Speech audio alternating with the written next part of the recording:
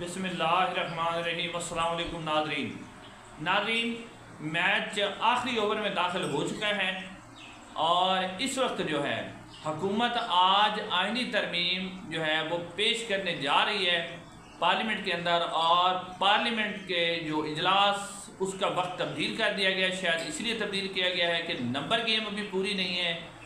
पहले पार्लियामेंट का जो कौमी समिति का इजलास होना वो 11:30 बजे था, उसे 4 बजे कर दिया गया है। सेनेट का इजलास भी 4 बजे होना है। अब नाज़रीन, सूरत हाल क्या है कि मौलाना फजलुर रहमान साहब किधर जा रहे हैं, और इस वक्त जो है पाकिस्तान तहरीक इंसाफ के कौन से 3 अरकान हैं जो हुकूमत को वोट दे रहे हैं या हुकूमत को वोट देंगे और उनकी आइनी तरमीम पूरी हो जाएगी। और उसके बाद मौलाना फजलुर रहमान साहब कौन सी बात पर अड़े हुए हैं कि ये मैं नहीं करने दूंगा, और हुकूमत कौन कौन सी जो अहम तरमीम है वो आपने पहले भी देखी, लेकिन मैं आपको रिवीजन के तौर पे एक दफ़ा बता देता हूँ कि कौन कौन सी हुकूमत तरमीम लाने जा रही है और मौलाना फजलुर रहमान साहब को क्या बताया गया, और पाकिस्तान तहरीक इंसाफ के कौन से 3 अरकान है और नंबर गेम क्या है। सबसे पहले मैं आपके सामने रखता हूँ नाज़रीन नंबर गेम। इस वक्त की जो नंबर गेम है, इस वक्त हुकूमत के पास 214 अरकान है। इसमें MQM, इसके बाद इसके 200, इसमें मुस्लिम नून के 111,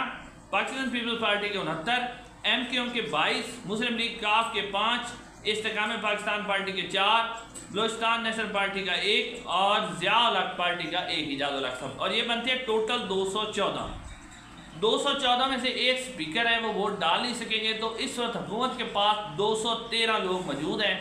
और उसके बाद अगर 8 लोग यानी कि जो मौलाना फजलुर रहमान साहब के वो वोट देते हैं तो हुकूमत के पास जो तादाद हो जाएगी वो 221 हो जाएगी, और उसके बाद हुकूमत को 3 वोट मज़ीद चाहिए होंगे एक्सटेंशन के लिए। अब वो 3 वोट कौन देने जा रहा है और एक्सटेंशन के लिए अहम कौन सी बातें हैं। सबसे पहले मैं आपके सामने वो तहरीक इंसाफ के 3 लोग रखने से पहले कि कौन कौन से ऐसे लोग हैं पाकिस्तान तहरीक इंसाफ के जो वोट दे देंगे, मैं बताना चाहता हूँ कि हुकूमत तरमीम क्या लाना चाह रही है और मौलाना फजलुर रहमान किसके लिए नहीं मान रहे। नाज़रीन, आइनी एक तो हुकूमत जो है वो जजेस की उम्र जो है बढ़ाना चाहती है, उसको 3 साल के लिए और बढ़ाना चाहती है। उसके बाद हुकूमत जो है एक आइनी अदालत यानी सुप्रीम कोर्ट के पैरेलल एक और अदालत बनाना चाहती है जिसमें सुप्रीम कोर्ट दूसरे मुकदमे सुने, और कोई आइनी मुकदमा हो, आइन की तशरीह का मुकदमा हो तो वो एक आइनी अदालत सुने, ये बनाना चाह रही है। उसके अलावा चीफ जस्टिस ऑफ पाकिस्तान की तकर्री जो है सीनियर मोस्ट नहीं होगा बल्कि पैनल होगा, और उसको अभी पार्लिमानी पार्टी भी उसके अंदर उसको चुनने में अहम किरदार अदा करेगी, ये तरमीम लाना चाह रही है। उसके बाद जो 63A की शिक आइन के अंदर जिससे एक पार्टी का कोई भी मेंबर कौमी असम्बली अपनी पार्लिमानी पार्टी की इजाज़त के बगैर वोट नहीं दे सकता, वो नायल हो जाता है, इस शिक को भी हुकूमत ख़त्म करना चाह रही है। हाई कोर्ट के जजेस की रोटेशन जो है वो करना चाह रही है कि उसके दरमियान जो रोटेशन हो उन्हें तब्दील भी किया जा सके, दूसरे सूबे में भेजा जा सके। ये अहम तरमीम है जो हुकूमत लाना चाह रही है। अब नाज़रीन, सबसे पहले ये कि मौलाना फजलुर रहमान साहब से जो मुलाकात हुई हुकूमत की तरफ से, उसमें से मोहसिन नकवी साहब भी आए, असद ज़रदारी साहब की मुलाकात भी, बिलावल भुट्टो ज़रदारी की भी मुलाकात हुई, हुकूमती वफद भी आया। लेकिन एक बात जो मौलाना फजलुर रहमान साहब के लिए कन्फ्यूज़ है, जिससे वह हुकूमत के मौक़िफ़ की हिमायत नहीं कर रहे, वो ये है कि मौलाना फजलुर रहमान को वो जो आइनी मसौदा है यानी जो आइनी तरमीम तैयार की गई हैं वो मौलाना फजलुर रहमान साहब को अभी तक नहीं दिखाई गई। और मौलाना फजलुर रहमान एक ही बात करते रहे, जब भी कोई हुकूमती बिलावल भुट्टो आए थे वो विक्ट्री का निशान बना गए तो उनके पास मसौदा नहीं था। मौलाना फजलुर रहमान साहब ने कहा कि जब आप मेरे सामने आपने कोई चीज़ रखी नहीं है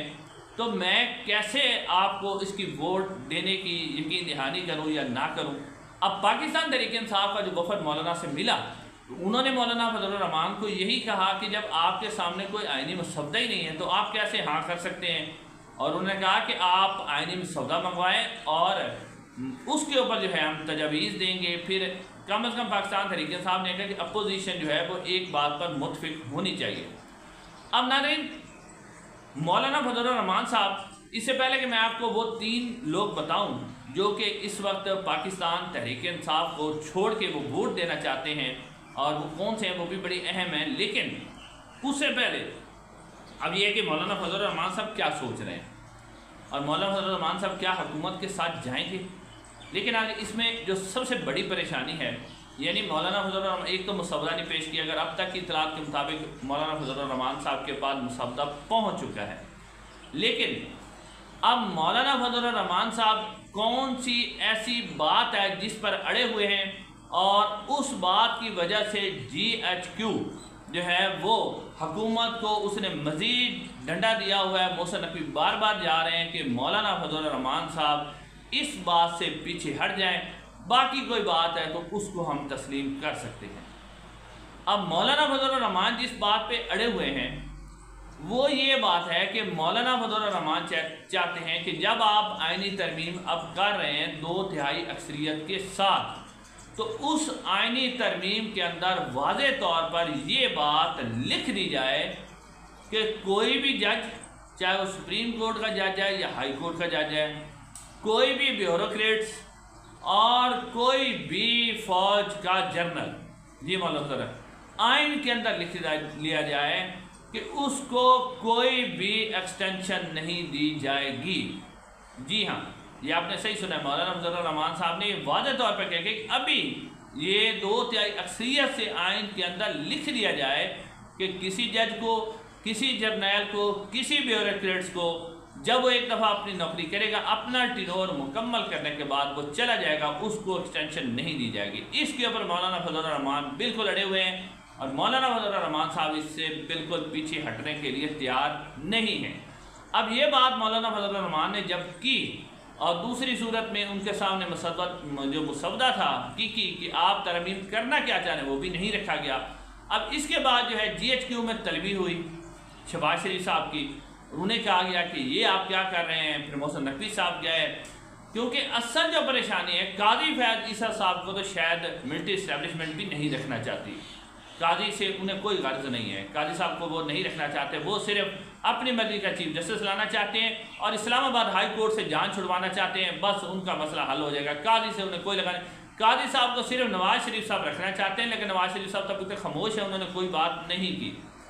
اب ناظرین، جو مولانا فضل الرحمان جس بات پر اڑے ہوئے ہیں، اسی بات کی اسٹیبلشمنٹ کو پریشانی ہے، کیونکہ جناب ناصر منیر صاحب چاہتے ہیں کہ وہ 2007 جب ان کی جو ٹینور ہے وہ ختم ہو تو اگلے سال جب ان کو بھی ایکسٹینشن دی جائے۔ اس بات پر مولانا فضل الرحمان راضی نہیں ہے، تو اب یہاں پر جو ڈیڈ لاک آیا ہوا ہے، جس کی وجہ سے اب اسمبلی کے اجلاس کا جو ٹائم ہے اسے مزید ڈیلے کر دیا گیا ہے۔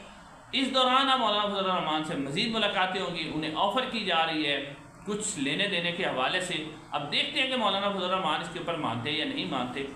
اب ناظرین، آخر میں آپ کے سامنے رکھتا ہوں کہ پاکستان تحریک انصاف کے کون سے ایسے اراکین ہیں جو کہ اس وقت ووٹ دے سکتے ہیں۔ ناظرین، پاکستان تحریک انصاف کے سپریم کورٹ کے فیصلے کے بعد 8 ایسے لوگ ہیں جو آزاد ہیں، اس میں سے ایک بیرسٹر گوہر ہیں، دوسرے عمر ایوب ہیں، تیسرے علی اصغر خان ہیں، چوتھے ظہور حسین قریشی ہیں، اور اس کے بعد بریگیڈیئر ریٹائر اسلم ہیں، اورنگزیب خان کھچی ہیں اور مبارک زیب خان ہیں۔ یہ ہیں آزاد اراکین، لیکن ان میں سے جو ہے بیرسٹر گوہر، عمر ایوب، علی اصغر خان یہ کسی صورت بھی ووٹ نہیں دیں گے، اور ظہور حسین قریشی جو کہ خانیوال NA 146 سے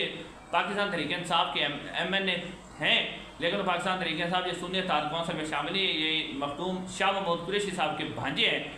وہ کینیڈا ہیں، تو وہ بھی ووٹ نہیں دیں گے، ان کے بعد میں وہ کینیڈا چلے گئے ہیں۔ اب ناظرین، جن 3 لوگوں کے اوپر کہا جا رہا ہے کہ وہ حکومت کو ووٹ دیں گے، اس میں بہاڑی سے منتخب ہونے والے اورنگزیب خان کھچی ہیں، اور اورنگزیب خان کھچی کے حوالے سے یہ میں آپ کو اخبار کی خبر دکھا رہا ہوں کہ محترمہ زرتاج گل صاحبہ کہتی ہیں کہ اورنگزیب خان کھچی جو ہے وہ لاپتہ ہیں،